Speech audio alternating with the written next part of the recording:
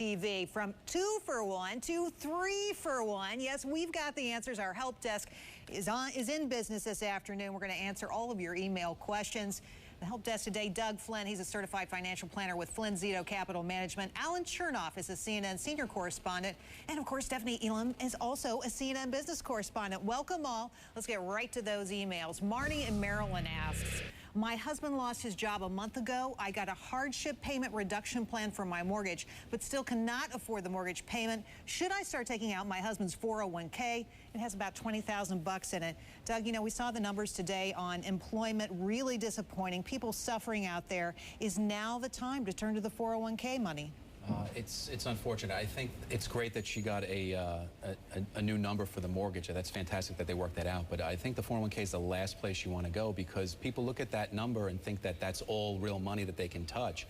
If you're not 59.5, in addition to the taxes you're going to pay a 10% penalty. So you might see only 50 to 60% of that number. And wow. So what you have to do is you have to act as if I only have half of that. And if that's not enough to get you through this, you have to look at other alternatives. But if the choice is between the house and the 401k, which I'm not going to use for another 30, 40 years to begin with, shouldn't I tap the 401k? If you don't turn it around by the time you use that 401k, what are you going to do then? And then you have no house and no 401k. And which is a disaster. Absolutely. Doug, that's a great answer. The next email is from Brian. He says, I'm 18 years old and in college. I have a savings and checking account. What would be better, a credit card or a debit card? Should I try to build up my credit with a credit card, or should I wait until I'm out of college?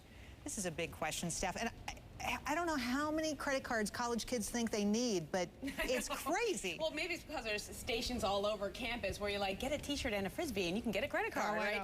But I think it's great, first of all, that Brian's even asking about this. He's thinking about this. And if he wants to do it a safe way, he can get a secured credit card through his bank. That way, what you deposit is your limit. So you can't go over it, so you can get used to the idea. So you do not need a ton of credit to get it started. You could even use a gas card from a gasoline station. And we should say, hey, Mom and Dad, don't let them piggyback on your credit card account, right? Alan, did you have something you wanted to say? It's all a matter of how responsible you are. If you know you can handle it without going into debt, go for it. It's not bad to build up your credit record. But if you're not the type who's really responsible with money, you know who you are, right? Forget about it, yeah.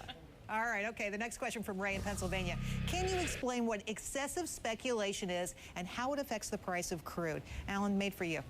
What's happening in the energy market is that there's been a tremendous number of investors piling in. Hedge funds, pension funds, colleges, institutional investors. They're all putting lots of money in, and most of that money is on the long side, meaning they're betting that prices will be going up. Is it excessive? Well, that's maybe in the eye of the beholder. But that is, without a doubt, a major factor that has been pushing all, really, of the commodity markets higher. Okay. That's one reason there seems to be a little bit of a disconnect between these outrageous prices for oil and gas right now, and the fact is that there is still plenty of supply out there. Plenty of supply, no shortages. You don't see those lines around the block, right? None. All right, let's get Amit's question. I am 40 years old and have my 401k invested in a growth strategy that gave me a return of 8 to 10% every year. All my gains have evaporated in the last 6 months. Ouch. Is it time for me to temporarily switch my investments from growth to a more conservative strategy? How many times, Doug, do you get this question? Yeah, a lot. And I would just simply say, I would only do that if you think you're smarter than someone like Warren Buffett. You know, if you look at back to what do the wealthy people do? They don't. I love that question. What do the rich people do, Doug? What do the rich people do? They don't start bouncing back and forth. They stick with a longer-term investment strategy that they can stay with long-term. Now, if you're feeling like the excess volatility is too much for you right now, that probably means you are a little bit more growth-oriented, and you probably are too risky. Now's not the time to make that conservative adjustment. What you do is make a note the next time the market blasts through its all-time high, sometime next year, then you take a step back. Of course, you won't want to do it then because everybody else will be getting in. But I'm telling you, when the market is soaring, that's when people want to put in more money. Let's take Leonard's question from Texas. Why are ethanol prices moving in direct relation to gasoline? I understand that it is made up of 15% gasoline, but why is it moving penny for penny with gas? What's going on here is that ethanol is a substitute for gasoline, so therefore it is rising along with the price of gas, even though, again, plenty of ethanol out there, and we're producing more and more of it all the time, but it's a substitute, so it's rising along with the price of gas.